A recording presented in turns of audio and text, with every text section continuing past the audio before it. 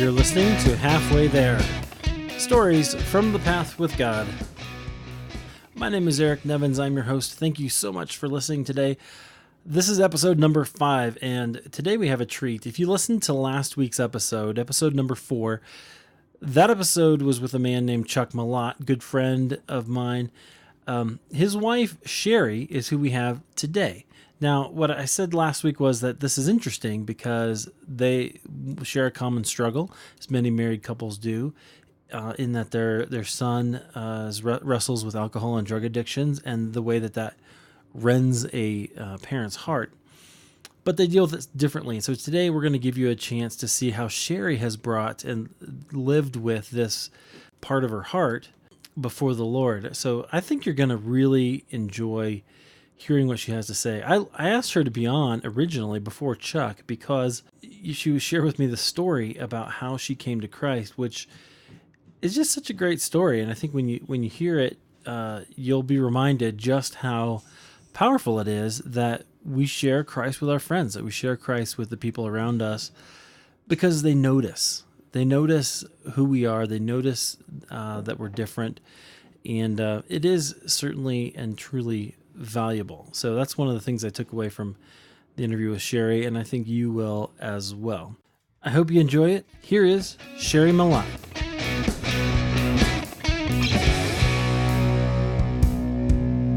Well, hi Shari, thanks for sitting down with me. This is going to be interesting. It's the very first husband-wife tandem that I've sat down with. I'm very excited about that because I know that God works with people in different ways, and so I'm very excited to kind of get your side of the story. Why don't you go ahead and just tell us a little bit about who you are, and then we'll go back and dig into your story. Okay. Well, I'm married, and I have 2 grown boys. 1 granddaughter who's 3. I've been a believer since I was 15, and prior to that, didn't have any knowledge or did not grow up in the church at all. Chuck and I have been married for 38 years. That's good. He said the same number, so that's good. That is good.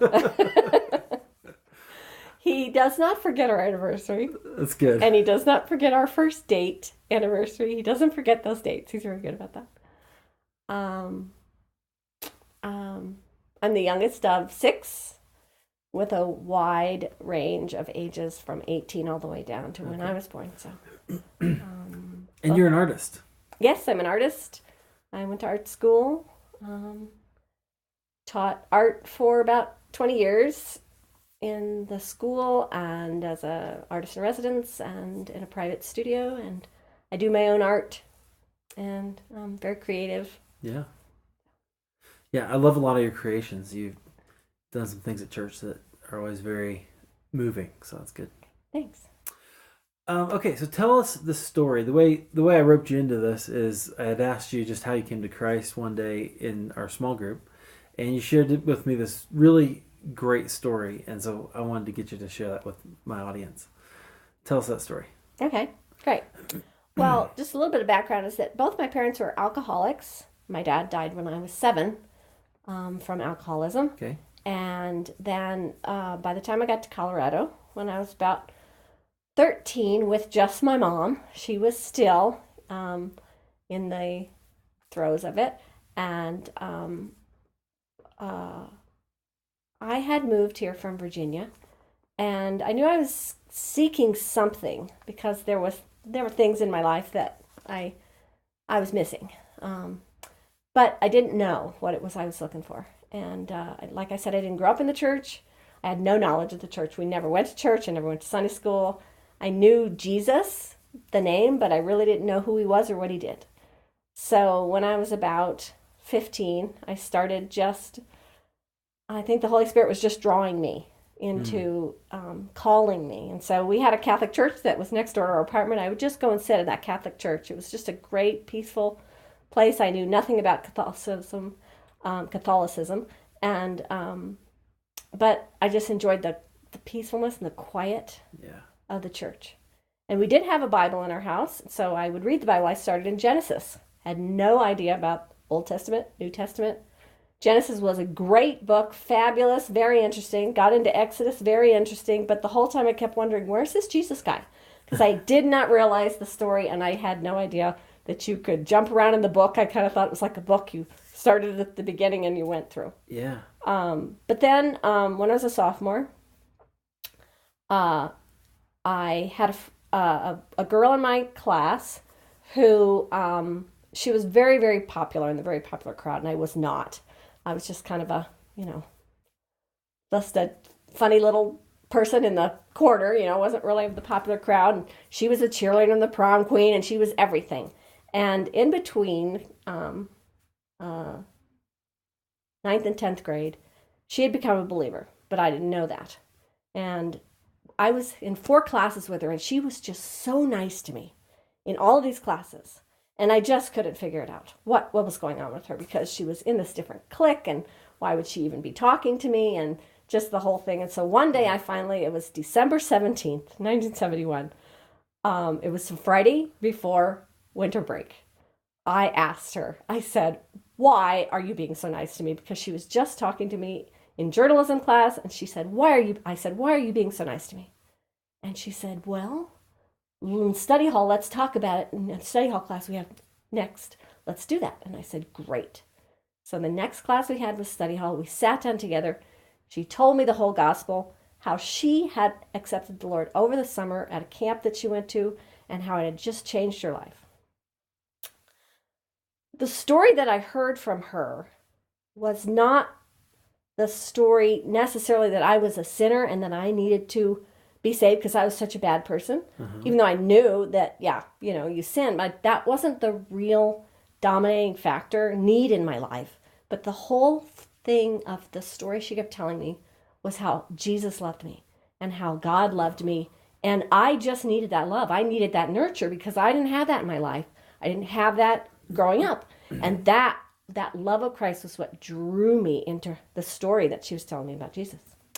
So while she's telling me the whole thing, I asked Jesus into my heart. I just prayed and said, God, I want you. I want this. So she gets all done and she said, so would you like to pray with me and accept Jesus into your life? And I said, well, I did while you were talking to me. And of course she said, well, you can't do that. You have to wait for me. So it was a great story. So I prayed again with her. And then that was my life in Christ. And that was December 17th. On New Year's Eve, that year was the first year that I attended church, because then a bunch of us all gathered in the car and went to this church that was in North End that was having an amazing revival of young people. And that was the first time I had gone to church. And it was just amazing. And got my first Bible, the Reach Out Bible. Nice. The Reach Out, which is great. I still have it. And I think I've seen those. Yeah, and it's just the New Testament in, I think, some living version or something like that. So, so that's pretty much how I came to know the Lord. Awesome. I love that. See, I love that story that she's like, whoa, you can't do this. We have to follow the rules. Right. Because that's just how you learn to do it. And when you're young, we're young kids. We don't know the difference. And I was probably the first person she had led to the Lord. Yeah. So she might not have known anything. So. Which is awesome. Yeah. Oh, thank you. So you said you went to this church in North Denver. Uh-huh. What was that church? Was that the Redeemer one? Temple. Is that the one where did you meet Chuck there? Uh-huh. Okay, yeah, because he was telling me about how. Yeah, how we met. So we pretty much went to that church just on Friday nights. Okay. Because none of us could drive. We were all 15. And only one guy in our high school who was a Christian, he was the only one that can drive. He was 16 and he had a VW bug. So and we all couldn't fit in it. It was really sad. So, but we would all pile into this thing with no seatbelts, and we'd drive up there on Friday nights. And it wasn't until later that I started going on Sundays and, became a regular attender of the church. So. Sure. Oh, that's awesome. Okay. So tell me about your early years, kind of growing in the Lord and what that was like. Well, the church we went to was charismatic, but they had such amazing teaching at this church that literally I felt like I'd gone to Bible school when we got after a couple years. They just really taught the word, and they didn't mince, anything. But they just really taught the word, and they just really impressed getting into the word and reading the word and Sunday school classes and everything else. I mean, we'd go to church on Sunday morning, we'd go to church on Sunday night, you go to Sunday school, you go to church on Wednesday night, you go on Friday night, and you just hear messages. But it was so new that you just absorbed it and you just couldn't wait to go. I mean, you just wanted to go all the time, and I wanted to read all the time and, be in the Word and do studies and learn how to do, word studies and just really absorbing the Bible. That's pretty much what we did. And we fellowshipped, and really our whole experience was, I didn't really drop my friends, but they definitely dropped me. And so that my new friends became the new believers that I knew, and we just formed a community. And really, that's how we grew. Nice. That sounds like a great time period for you. Yeah, well, it was the Jesus movement. You can Google it. It's a real thing. It started in California in the 60s. It was kind of a answer to the hippie or yippie movement that was coming. And I think, I think it was revival that God definitely ordained. And it started moving from California, and it moved east. And so then it got to Denver around the, late 60s, early 70s. And then it kept moving. Yeah. And, so that's kind of what it was. And there were a lot of young people accepting the Lord at that time. And, and that's when kind of praise music started coming into being, where, just worshiping with the guitar and not singing the hymns, but contemporary Christian music kind of, Road Home Productions and all those Maranatha music, all that kind of stuff came out of that. So that was the early stages. Yeah. Awesome. Yeah. Cool. So what was the next stage for you? Oh, well, the next stage was pretty much getting married. I got married young. I got married when I was 20.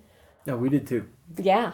Wow, that's unusual. Yeah. I think back then everybody did it. You just did it, and then you just start a life and you just start a family. And I think the 80s were a blur to me. I don't know any TV shows or music that came about in the 80s because I had kids, and all you did was stay home with your kids and take care of your kids. And we had play groups and mommy groups and everything else. And, you really were focused on your kids. And, so.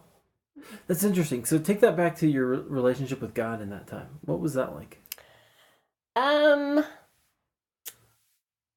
Probably not as personal to me, but more directed towards my children, trying to then raise them up and train them. And so it was probably using everything I knew then to try to, read stories to them, do crafts with them, anything that were evolved around that, just to try to do devotions with them or talk about God with them. So I think it was pretty, I don't want to say it was bad, because it wasn't really, but I probably wasn't feeding myself as much as I was now feeding my kids, or trying to. Right. I can't say how successful that was, but well, I guess nothing will come back void, we hope one day. Right. Yeah. Certainly with kids, you never know. Yeah. Okay, so I want to ask you this question that I ask a lot. Was there ever a time when you began to doubt God, or when you began to have feel God was distant, or people experience that in different ways, but when God, you kind of hit the wall with the Lord? Yeah. Absolutely. That was probably the biggest thing, was that when our oldest son became about 16, he started having big issues with alcoholism and substance abuse. And that really took us for a dive, because, you raise your kids and you talk about them and you pray with them, and you just don't think that's going to happen.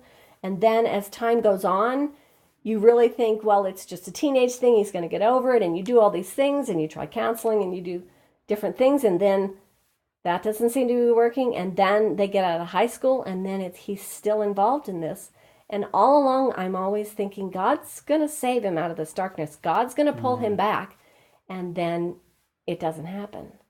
And so that probably affected me most. That was the biggest issue we had, I think, in our family, that really took me for a dive.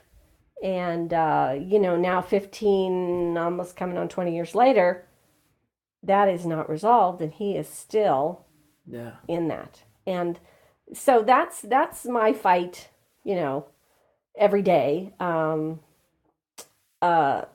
That like I fight every day for hope. I have to fight for it every day. I feel like I'm drowning. It's almost like drowning. I know that God is my hope, and I know to trust in him, and I know all those things. I have to go back to the word to, remember those things constantly, because other than that, I can think, God, what are you doing? You're not coming through here. I know your timing is not my time, but it's about time. It's time. It's just time. I'm just tired of this, and but then I know God is my hope, and like, so God is the air that I breathe, basically. So when I'm drowning, I just have to hope in him, and and struggle to catch my breath all the time, and then keep moving on. Yeah. And basically the word, I often just kind of camp on scriptures about hope. Is there one in particular that means a lot to you? Well, probably the one in Lamentations is my Really? I like, I'm in Lamentations a lot. Lamentations 3? Yeah. Let me get my Bible and I'll read it. Lamentations 3. Pretty much the whole thing, but I won't read all of it. Starting around verse 17, it says, I have been deprived of peace. I have forgotten what prosperity is. So I say, my splendor is gone, and all that I had hoped from the Lord. I remember my affliction and my wandering and the bitterness. But this is the good part. I remember them well, and my soul is downcast within me. Yet this I call to mind, and therefore I have hope. And because of the Lord's great love, we are not consumed. And that really means a lot to me, because I sometimes feel really consumed with the situation sometimes. And his compassions never fail. They are new every morning. Great is your faithfulness. And I say to myself, the Lord is my portion. Therefore I will wait for him. The Lord is good to those whose hope is in him, to the one who seeks him. And it goes on. But yeah, and in both directions, because the like beforehand, there's all the bad stuff that happened that he describes is just so graphic, and you listen to some of that and you can really feel it, and then afterwards it's just such a beautiful expression of worship. It is. Yet I still like to read some of the grief, because it describes how I feel. So I will often read those too, and then go back to the hope. Yeah. Well, I think that's so important, because the hope means a lot more in light of all the grief, right? Right. Yeah. Tell me, have you experienced that, or is there a way that the Lord has become your portion, as he says, more through some of your situation we were talking about with your son, or other things?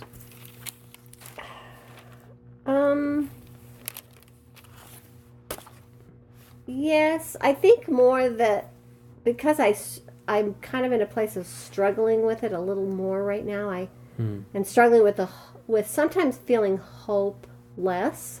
It's more that Scripture really means a lot, because if you feel hopeless, and then I can go to Scripture and read about hope.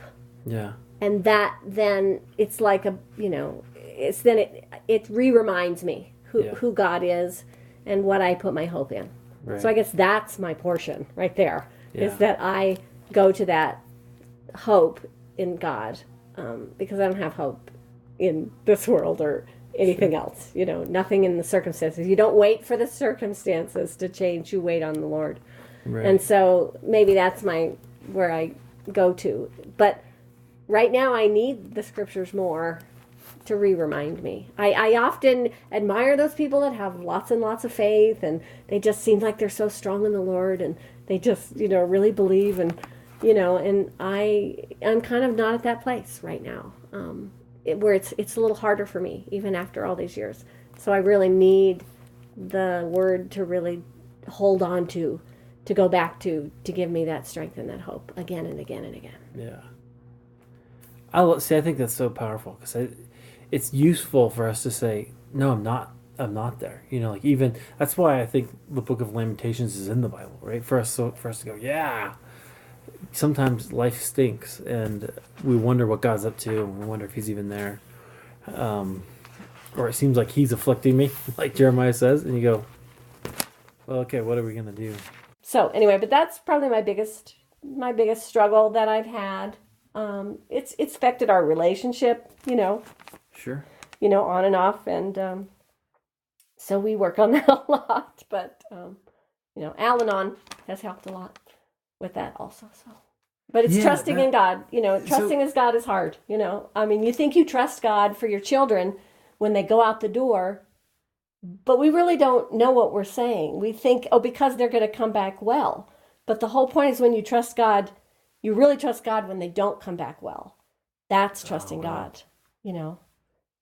Yeah. Yeah. See, that's awesome, and I appreciate you sharing the experience of that, of kind of living in the tension of, listen, I believe God's promised me these things, and I believe that God's going to keep His promise, but I don't see the results of that right now, and that's a hard place to be. I wish that I think there's a lot more. A lot of Christians are kind of in that place, right? We all live with tension in some way, and for some of us it's more dramatic and intense, and than others maybe. But I think it's always there, and I think it's important to talk about and to be open about. So I appreciate you doing that. Yeah, and I don't. Sometimes I read things that people write, and their faith is so strong, and it comes across so strong, and I don't feel like I'm that person. Yeah. Because I do struggle with that hope a lot. But that's okay, because I know God, and it's who He is that I can rely on. It's not all the stuff it's not all the stuff that is or isn't. It's just God, It's just who God is, and I just have to trust and hope in Him, and He's the only thing to hang on anything anyway, Yeah. I love that's such a great point too. Like he's the thing that you hold on to, not really the outcome. Well, and that's one of the things that, but it takes years for you to figure that out. Yeah. It's not the circumstances that you hope for. Yeah. I mean, it's not the circumstances that you hang on to. If the circumstances don't change, God is still the same, and you still hang on to God. When did you figure it out? When did that, was there a time when you just went, oh yeah, this is what that means? Yeah, probably. I know, well, I was doing actually, I think I was doing a study. It was I do a Bible study with some girlfriends, and we were doing a Beth Moore Bible study, and it was the one for Esther. No. And it's a really good study, and just some of the things that came out in that study, and I can't really get into it specific because I can't remember exactly, but it was just that study in Esther, and it was because one of her themes was that the circumstances, if they don't change, because Esther goes in. Oh, yeah. And if the circumstances don't change, will she still trust, that this is what she's supposed to do? And even though she may die by going and doing, going into the king's presence, if the circumstances don't change, will you still go and do that thing? So so probably, awesome. And, but it's not like, now I'm just such a great, and my faith is so strong, and I'm so positive all the time. No, that isn't real. But, it's life, and you just kind of go on with life. Right. What's God doing with you right now? Well, yes, right now I'm probably at another area where I don't think this Christianity works the way we think it works. Oh. I don't. I think that in the Western world and in America, and growing up, I think we always thought it works like this. But as I got, I think, I don't think that's the way it works at all. I think God is much more than that. And I just think faith is different. And I think I'm a little on the edgier now. I'm a little more, obviously I can say I'm a little more liberal now. I see things differently. I don't believe what everybody else thinks sometimes when things that come out of their mouth. I don't believe that, I sometimes don't feel like I fit necessarily in the evangelical space, even though I know I do. Everybody is Sure. right, but I'm questioning a lot more now. Yeah. I'm questioning a lot more. Well, that's interesting because I'm actually going through a little bit of that too, where I'm going, I don't know that all these things that we've attached to the gospel are exactly it. And I think if we do keep them attached, that then we lose a bit of God. I don't really want that anymore. I want God. Is there anything that you feel free to get into whatever you want? But is there anything in particular that God's working on you in, or is it just a? No, not in particular. I hate to bring it up, but I do think that the political climate of the last 10, 15, is it that long? Has it been that long?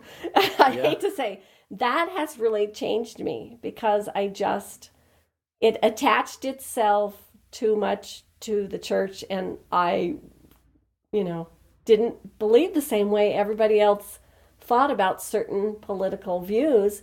And so it made me think, well, what do I believe, and how does that fit with my gospel? Yeah. And how does that fit with my God? Because I don't think like they do. Like I said, I don't know who's right or wrong. It's just the way I see my God as opposed to what they see. So that changed me a lot, made me think a lot, made me question a lot of things, made me look into some other, viewpoints, which I think is good. Yeah. Not all of them that I, agreed with. And so then I thought, okay, well, so I'm not there, but I know I'm not here, so just some different. One of the books I have just recently read is a book called Faith Unraveled by Rachel Held Evans. And I just really liked the book because she didn't tell me anything new.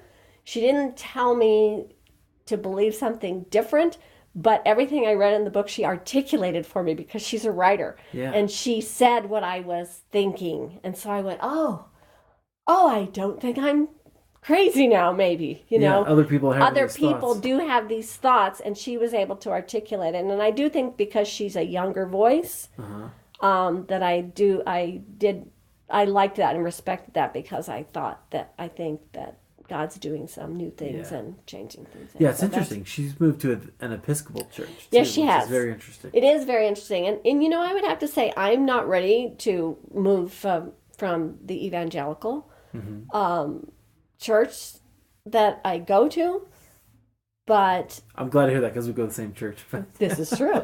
And I'm not ready to abandon that. But I do like a fine Episcopal service. I love the liturgy. I love the poetry. I love the visual. Yeah. I love the pictures and everything because I'm creative and I'm a visual learner, and I just love that myself. I love high liturgy. I just, it's just very moving and touching to me, so that I can have a little bit of both. I don't have to have one or the other. I can move in. But I appreciate it. I can appreciate it. So. Yeah, interesting. Yeah. Oh, that's great. I'll have to pick up that book. Yeah, I'd loan it to you, but it's on my Kindle. Oh, that's good. I'm bad with loan books anyway. You know that. So I do know that. Plus, I have this policy. Which I don't always keep to, but if I do, it's good. I don't take books if I know that I'm not going to read them. True. I do want to read that book, but I have to fit it into the timeline because I have so many books. Yeah, I found it hard on the Kindle because I wanted to underline everything, and I don't know how to do. Yeah. There's a way. I'll show you. There is. I did it, but that doesn't mean. Yeah. No, I need a pen. I need a pencil in my hand. I want to scribble. I want to draw on the edges. Yeah. And so I had a hard time with that, but it was it was really cheap, so I got it on the Kindle. Awesome. And I did read another one of her books too that I really liked. So, but cool. Yeah. So I think she's a good author. I think she's kind of up and coming. Anne Lamott, of course, is another one that just really, because she says it like it is, and she makes you feel like you are not. She says what you're thinking, but everybody's afraid to say. Yeah. I think that's what she says. That's the mark of a great writer. Because we don't want to be exposed, but she's not afraid to be exposed, so she says it. Yeah. Awesome. Well, thank you. I appreciate you just sharing with me.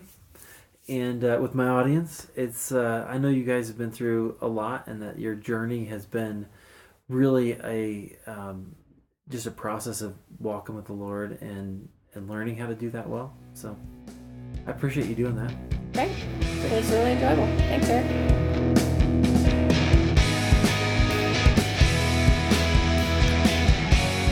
Well, that's the show. That's the interview with Shari Malott. Shari, thank you so much for sharing your story so generously with us.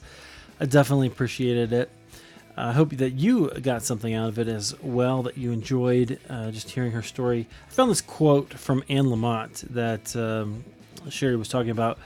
She says, "It's funny. I always imagined when I was a kid that adults had some kind of inner toolbox full of shiny tools. The saw of discernment, the hammer of wisdom, the sandpaper of patience.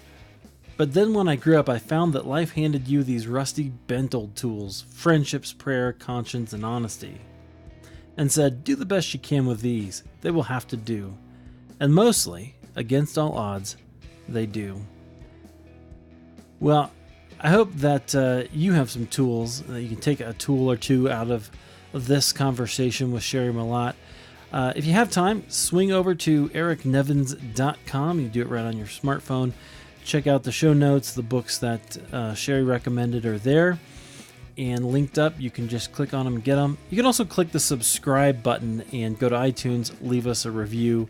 That really helps out a lot with our visibility. And leave me a comment. I'd love to hear from you. Hey, until the next time, I want to encourage you, keep the faith, okay?